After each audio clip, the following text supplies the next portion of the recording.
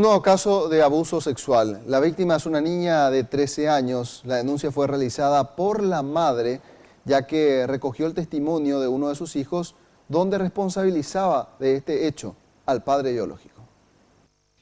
El abuso a la menor habría ocurrido el 8 de julio. La denuncia fue radicada 2 días después por parte de la madre a la Fiscalía número 5 del barrio Ceballos Cue.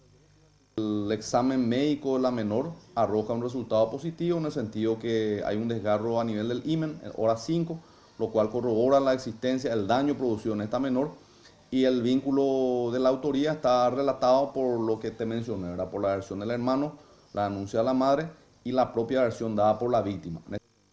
Se presume que esta no sería la primera vez que el hecho de violación ocurre, según testimonio de la misma víctima.